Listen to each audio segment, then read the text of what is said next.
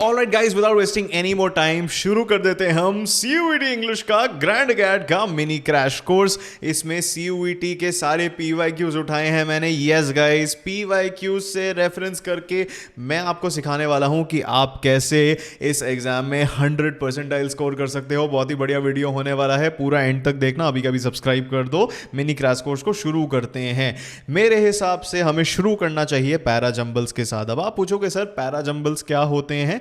Para jumbles होते हैं दो तरीके के। एक होता है सेंटेंस पैरा जंबल्स, जिन्हें हम सेंटेंस रीअरेंजमेंट कहते हैं, और दूसरा टाइप होता है पैराग्राफ जंबलिंग, जिसको शॉर्ट में हम पैरा जंबल्स ही बोलते हैं। लेकिन आपको सेंटेंस भी आ सकता है, पैराग्राफ भी आ सकता है।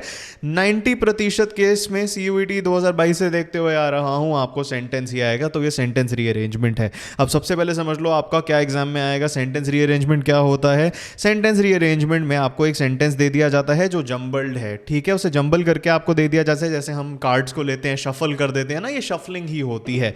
और आपका इसमें टास्क क्या होता है कि आपको ये सेंटेंस करेक्ट वे में अरेंज करना है। Basically you have to construct a sentence. तो आपको पी दे दिया जाएगा, क्यू दे दिया जाएगा, आर दे दिया जाएगा, एस दे दिया जाएगा, और यहां पे आपको पार्ट्स ऑफ सेंटेंस मिल जाएंगे और आपको कॉम्बिनेशन बताना है।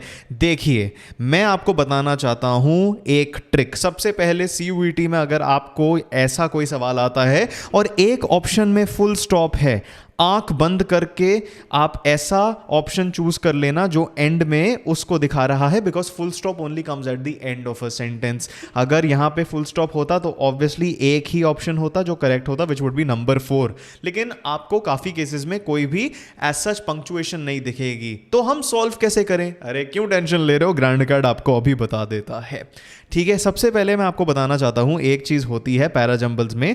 सबसे पहला स्टेप होता है हमारा इंट्रोडक्टरी सेंटेंस को आइडेंटिफाई करना। इंट्रोडक्टरी सेंटेंस में हमें क्या ढूंढना है? सब्जेक्ट। जैसे जब भी हम किसी चीज की बात करते हैं तो उसमें एक मेन टॉपिक होता है, उसे हम सब्जेक्ट कहते हैं। तो यहां पे हमें देखना है कि पूरे सेंटेंस में सबसे ज्यादा बड़ा प्रोमिनेंट सब्जेक्ट कौन सा है और उसकी इंट्रोडक्शन कहां हो रही है, ठीक है।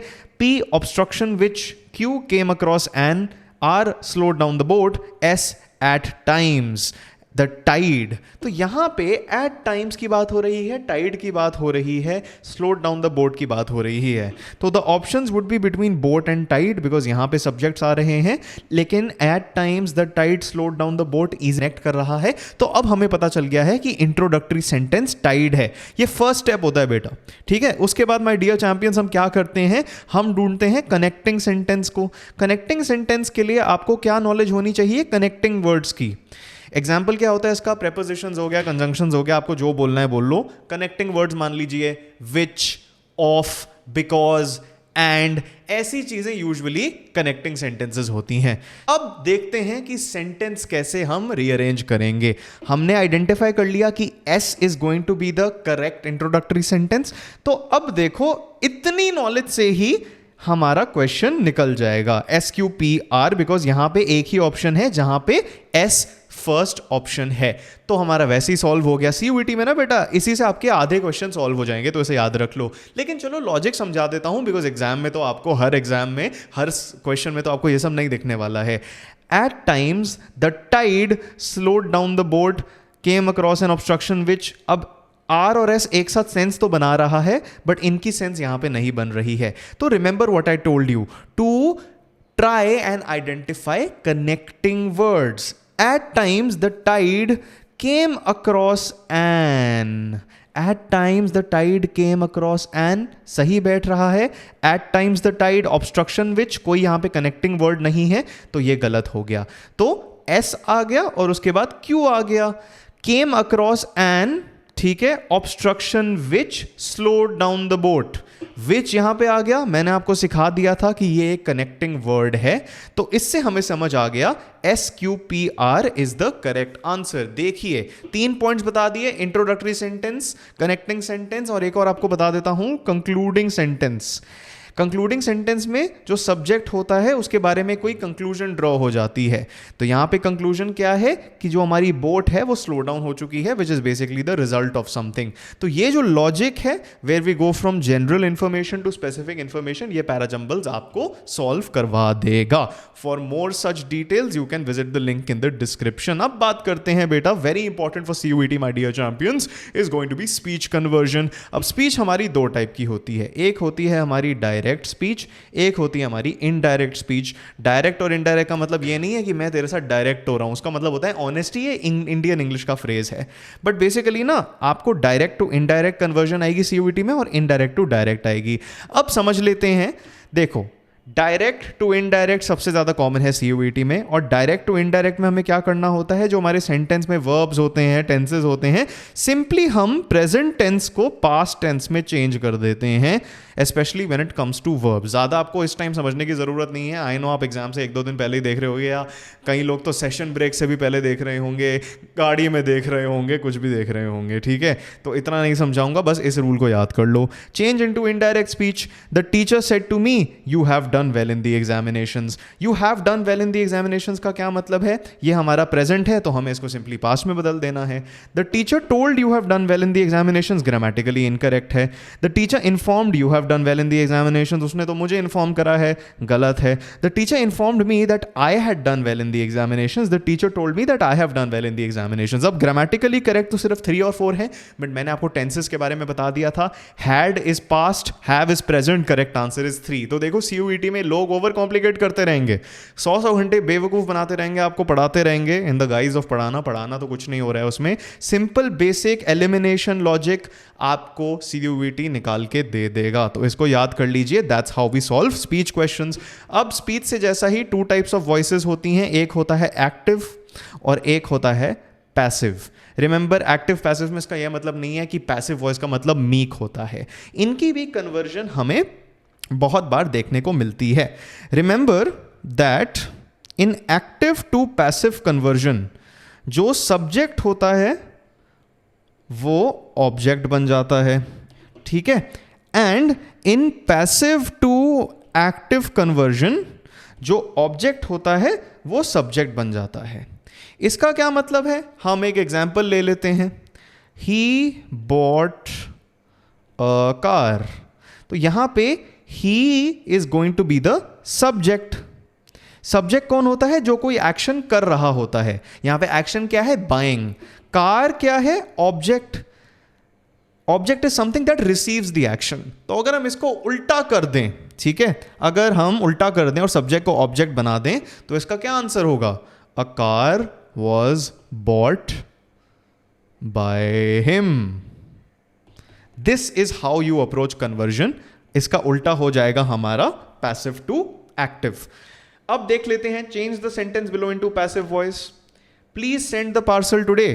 तो यहां पे आपको आइडेंटिफाई करना है कि हमने ऑब्जेक्ट और सब्जेक्ट कैसे आइडेंटिफाई करा है, क्या करा है, और उसके बेसिस पे ही आप अपना आंसर निकाल सकते हो। अटेम्प्ट करो इसे। अब आप सोचोगे सर इसमें सब्जेक्ट कहां है, please send the parcel today. आप किसी को बोल रहे हो ना कि वो पार्सल भेजे, तो वो इंसान सब्जेक्ट है। ऑब्जेक्ट क्या है, पार्सल। तो उसको लेके हमें रूल्स लगाने हैं। You send the parcel today does not make sense. Today the parcel you send, Yoda language है, does not make sense. You are requested to send the parcel today, the parcel must be send today, गलत है। Parcel must be send today होता तो हम फिर भी मान लेते, बिकॉज क्या हुआ, यहां पे ऑब्जेक्ट को इन्होंने सब्जेक्ट तो बना दिया है, लेकिन यहां पे ग्रामर एरर हो गया। तो प्रोसेस ऑफ एलिमिनेशन से ही आंसर आ गया, you are requested to send the parcel today following the conversion rules. अब इसको पीछे छोड़ के वोकैबुलरी की बात कर लेते हैं। देखो बेटा, वोकैबुलरी की मैं आपको काफी ट्रिक्स तो बताने वाला हूं।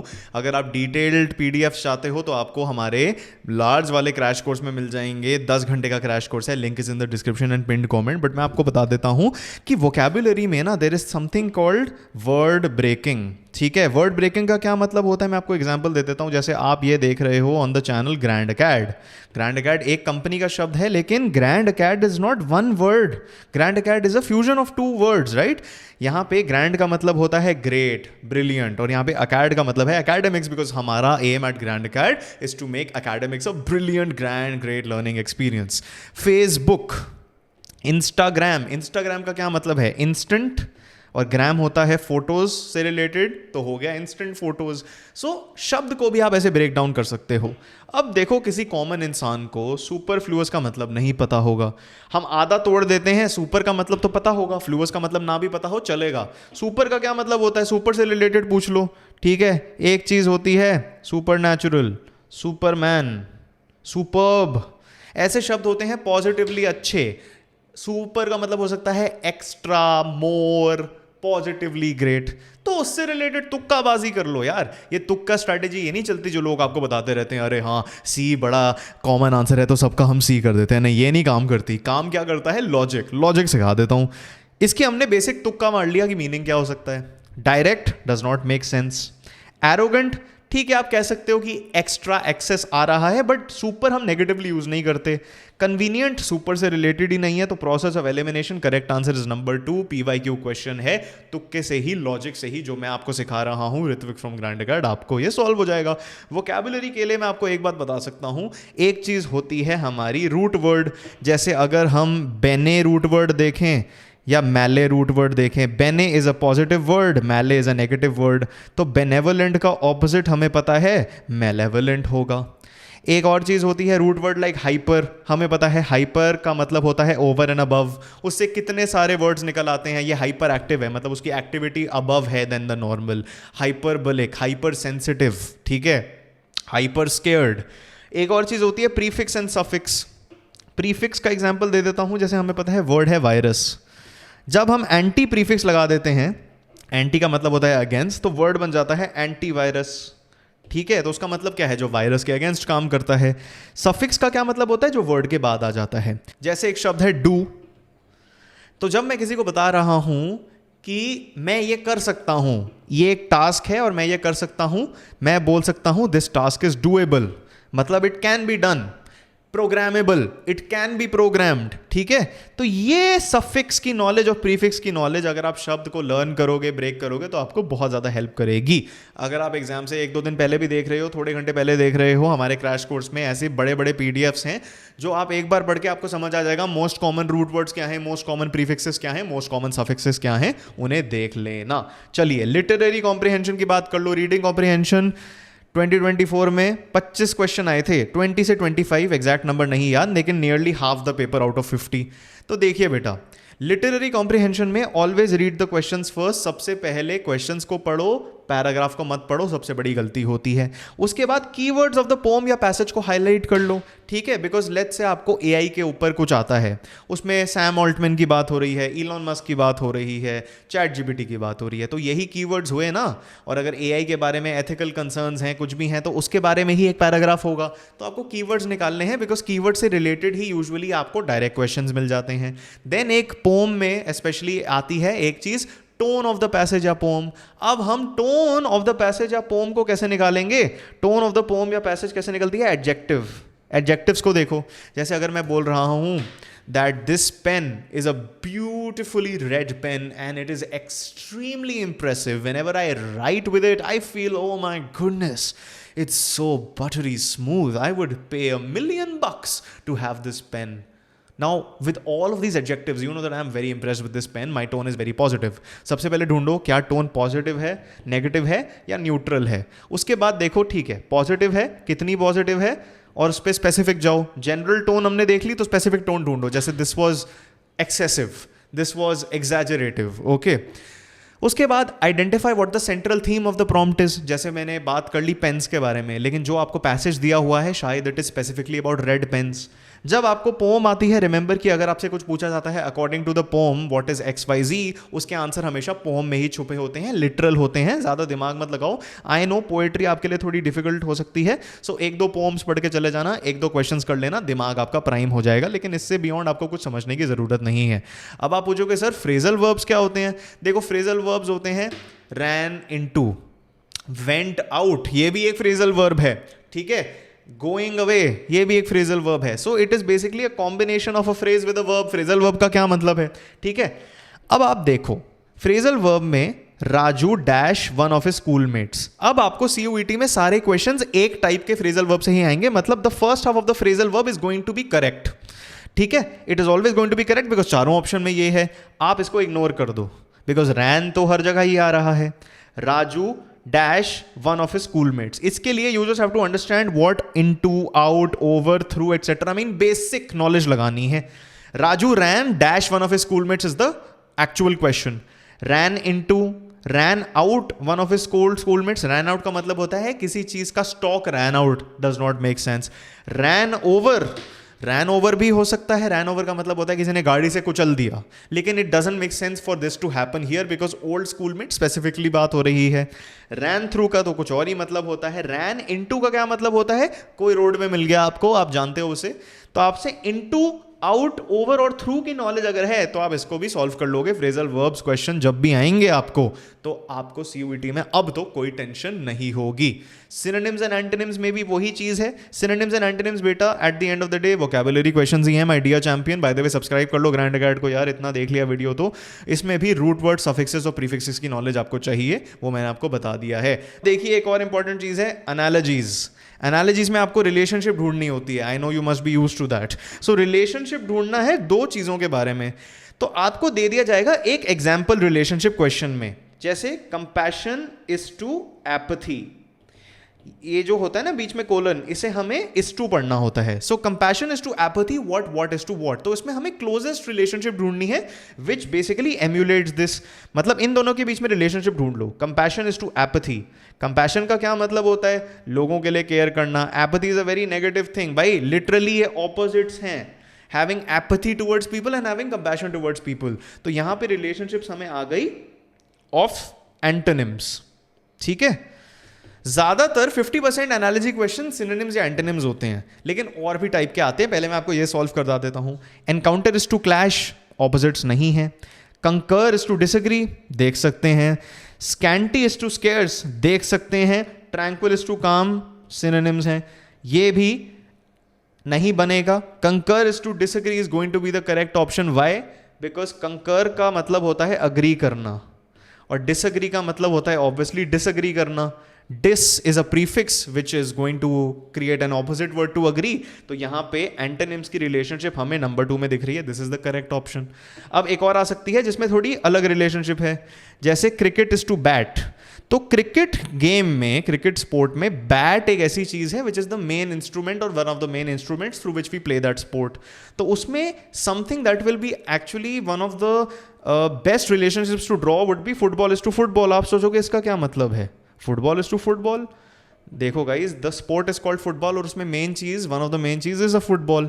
तो ऐसी रिलेशनशिप्स भी आपको ढूंढने के लिए मिल सकती हैं। ये होती है सिनोनिम एंटोनिम वर्ड रिलेशनशिप्स, और दूसरी होती है सोसाइटल रिलेशनशिप, कल्चरल रिलेशनशिप, वो आप ढूंढ लोगे। वन वर्ड सब्स्टिट्यूशन बेटा वो भी छुपे हुए वोकैबुलरी क्वेश्चंस ही हैं। उसमें क्या दिया जाता है, ये पीवाईक्यू है, the depository where state records and documents are preserved. अब आप इनको पढ़ोगे, म्यूजियम, लाइब्रेरी, एम्पोरियम, आर्काइव, आप सोचोगे यार आप तो बिल्कुल कंफ्यूज कर रहे हो उस क्वेश्चन से, बिकॉज द डिपॉजिटरी मतलब जहां चीजें रखी जाती हैं, जहां पे state records and documents are preserved, आप सोचोगे ये तो म्यूजियम में भी हो सकता है, लाइब्रेरी में भी हो सकता है, एम्पोरियम में भी हो सकता है, आर्काइव में भी हो सकता है। सर क्वेश्चन क्या है, आंसर क्या है? वन वर्ड सब्स्टिट्यूशन में ना बेटा सब्स्टिट्यूट करना है एक पूरे एग्जाम्पल को या सेंटेंस को, तो इसमें हमें स्पेसिफिसिटी देखनी है, इतना आप याद रख लेना। The depository where state records मतलब गवर्नमेंट के, कंट्री के, कुछ भी रखा जा सकता है म्यूजियम में, तो not the right answer. Library में बेटा स्टेट रिकॉर्ड्स नहीं, वहां तो किसी भी चीज की किताबें आ सकती हैं, वहां पे जेके राउलिंग से लेके कॉलिन हूवर से लेके चेतन भगत, कुछ भी हो सकता है। Emporium obviously makes no sense. Process of elimination, correct answer is an archive, तो इसमें भी प्रोसेस ऑफ एलिमिनेशन निकाल ली। देखो लॉजिक से ही सीयूईटी निकल जाता है। अब ग्रामर में देख लेते हैं। देखिए बेटा, ग्रामर में मैं आपको बताना चाहता हूं कि ग्रामर में मैंने एक वीडियो बना दिया है, लिंक दे दूंगा डिस्क्रिप्शन और पिन कॉमेंट में, जिसमें मैंने आपको बता दिया है कि ग्रामर में आपको इतनी चीजें पढ़ने की जरूरत नहीं है जितने लोग आपको पढ़ाए जा रहे हैं, सब बेवकूफ़ी चल रही है। बस जो मैंने उस वीडियो में टॉपिक्स बताए हैं वो कर लेना, इस वीडियो के बाद उसको देख लेना, ठीक है। Bye the way verbal ability का एक मास्टर क्लास हमने डाल दिया है, 1 घंटे में पूरा ग्रामर पढ़ा दिया है, वो कोर्स में है, link is in the description and pin comment. मॉक्स भी मिलेंगे, स्टडी मटेरियल, ऐसी बहुत बढ़िया जो मैंने आपको अभी सिखाई है ट्रिक्स, बहुत सारी चीज़ें मिलने वाली है, उसे डिस्क्रिप्शन में जाके देख लेना, बहुत ही बढ़िया चीज़ है, ठीक है। बहुत अच्छा कोर्स है, मैं आपको पहले बता रहा हूँ, टाइम है तो check it out. Root words, prefixes, suffixes, mocks, हर एक टाइप ऑफ क्वेश्चन पे आपको लेक्चर मिलेगा, डाउट सपोर्ट है, सब कुछ है। अब देख लीजिए, ये एक एग्जाम्पल है ग्रामर क्वेश्चन का, इसे हम कहते हैं एरर आइडेंटिफिकेशन या sentence correction. Identify the segment that contains a grammar error. A. Crossing the terraced cultivated land. B. The father went to the edge of the steep hill and called out repeatedly to his son but receives no answer. तो ये एक पूरा sentence है, इसमें कोई jumbling नहीं है, तो इसमें हमें एरर ढूंढना है। अब एरर मैं आपको अभी बता देता हूँ, ज़्यादातर या तो टेंसेज में होता है, आर्टिकल्स में होता है, या फिर कनेक्टिंग वर्ड्स में होता है। जैसे मैं आपको एक एग्जाम्पल दे देता हूँ, he is the person that one an award. इसमें कनेक्टिंग वर्ड में एरर है, ठीक है। दैट यहां पे आ रहा है, he is the person that one an award. That क्यों भाई, ही है, इंसान है, तो यहां पे हु आना चाहिए, दैट नहीं आना चाहिए, कॉमन मिस्टेक भी है। चलो इसको देख लेते हैं। Crossing the terrace cultivated land, the father went to the edge of the steep hill and called out repeatedly to his son but receives no answer. Called out repeatedly, went past tense में है, end में जाके receives no answer present tense हो जाता है। इसी से हमें पता लग जाता है कि ये जो डी है यहां पे एरर है। That is it, do not over complicated. देखिए इतने छोटे से वीडियो में मैंने आपको सब कुछ समझा दिया है। सीयूईटी इंग्लिश अब आपके लिए बहुत ही ज़्यादा आसान हो चुका है। अभी के अभी आपको अगर स्पेलिंग्स, बिकॉज स्पेलिंग्स कोई सिखा नहीं सकता, लेकिन उसकी भी मैंने आपको ट्रिक्स बता दी हैं in the grand academy CUET English champion course. बहुत सारे आपको उधर टेस्टिमोनियल्स मिल जाएंगे, बहुत सारी चीज़ें मिलेंगी आपको, from mocks to doubt support to more tricks like this, more resources. CUET English में अच्छे नंबर लाने हैं, हमसे लर्न कीजिए। People who actually help people score 100 percentile in the exam. Last year इतने सारे 200 आउट ऑफ 200, इस साल हमें पता है बहुत सारे 250 आउट ऑफ 250 आएंगे हमारे कोर्स से। हमारे क्रेडेंशियल्स आपको स्क्रीन पे दिख रहे हैं। यस गाइस, आप अभी के अभी कमेंट्स में बताइए, go to the description in the pin comment right now, then tell us in the comments what more topics you want videos on, आप और कैसे हमारी हेल्प चाहते हो, and we'll try our best to make those for you. अभी कभी grand academy को subscribe कर दो if you like this video, and I know ये वीडियो बहुत ज़्यादा हेल्पफुल होने वाला है for every CUET aspirant, so please share it with your friends. It would mean the world to us and would help us make more such content. All right, till next time, keep winning, you champions.